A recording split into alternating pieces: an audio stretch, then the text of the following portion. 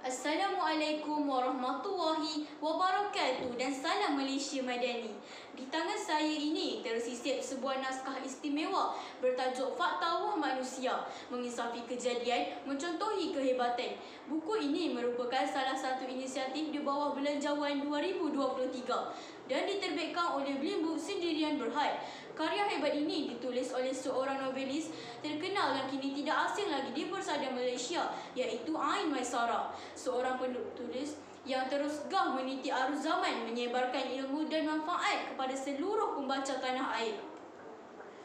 Buku-buku hasil nukilan beliau juga sentiasa menyentuh hati dan sanubari, terutama dalam kalangan remaja seusia saya.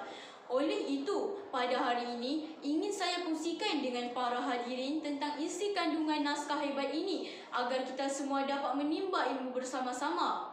Nama diberi Nur Iman Akira binti Muhammad Nawawi yang sedang menimba ilmu di Sekolah Kebangsaan Permatang Pasir dengan kod sekolah BBA 1030.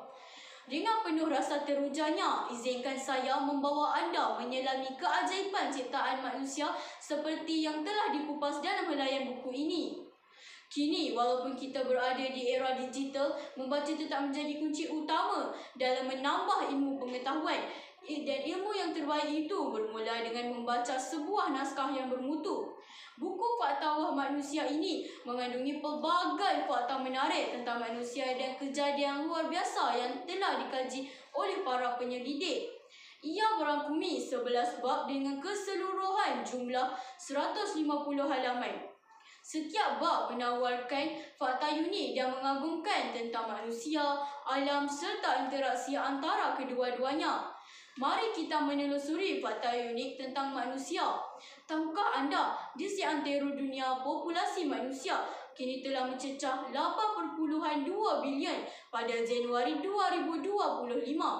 Namun, tidak ada dua individu berkongsi cap jari yang sama. Ini disebabkan cap jari manusia menjadi salah satu identiti manusia paling sukar untuk dipalsukan. Ada yang lebih menarik, jika semua salur darah dalam tubuh manusia disusun menjadi satu garisan lurus, panjangnya boleh mencapai sehingga 96,000 kilometer. Ini bersamaan dengan 2 kali mengelilingi dunia. Lain dari itu, mungkin kita sering menganggap bahawa telinga hanya berfungsi untuk mendengar. Namun hakikatnya, telinga juga berperanan dalam menyeimbangkan badan serta mempengaruhi rasa makanan yang kita nikmati. Ini dikarenakan telinga mempunyai saraf yang menyambungkan deria lidah dengan otak manusia. Hebatkan penciptaan manusia. Dalam pada itu, manusia juga berinteraksi baik dengan haiwan dan alam semula jadi di sekelilingnya. Tahukah anda bahawa manusia dan haiwan mempunyai persamaan yang tidak disengajakan? Tamsilnya, manusia dan beberapa spesies haiwan tergolong dalam kategori mamalia, yakni kedua-duanya boleh melahirkan anak dan mempunyai naluri kasih sayang terhadap keturunan masing-masing. Dalam pada itu, terdapat juga kisah luar biasa yang berlaku tentang manusia dan keajaibannya. Salah satu kisah yang paling menarik perhatian saya dalam naskah ini ialah tentang seorang jurutera yang paling muda di dunia. Anda bayangkan, pada usia 9 tahun saja, Lawrence Simons, kanak-kanak daripada Belgia, telah berjaya menamatkan pengajiannya dalam jurusan ijazah sarjana muda kejuruteraan elektrik di Universiti Teknologi Eindhoven. Kejayaannya membuktikan bahawa usia bukanlah penghalang untuk mencapai sesuatu yang luar biasa, seperti pepatah berkata, jika ada kemahuan, di situ ada jalan. Namun, ia perlu disokong hebat oleh usaha kendiri juga. Naskah ini juga turut menyentuh fakta tentang manusia paling berpengaruh dalam sejarah dunia, iaitu Nabi Muhammad SAW. Baginda bukan sahaja menjadi pemimpin agung dalam agama Islam, tetapi juga diiktirafkan sebagai manusia paling berpengaruh sepanjang zaman yang tertulis dalam naskah The 100, A Ranking of the Most Influential People in History, karya Michael H. Hart. Nabi Muhammad SAW bukan sahaja menyebarkan agama, malah menyatukan umat manusia dengan kebijaksanaan dan kepimpinan yang unggul.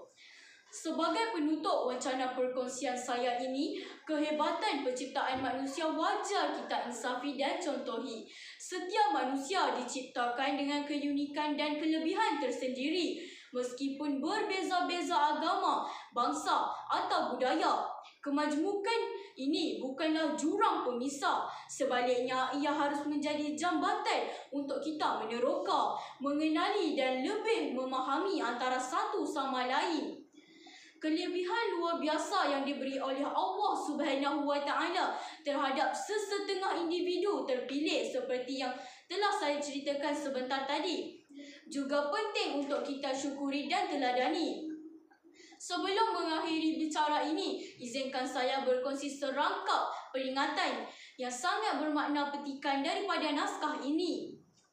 Manusia baik buat pengajaran, manusia buruk buat sempadan. Mengetahui kisah zaman berzaman, wajib diingati buat pedoman. Sekian, terima kasih.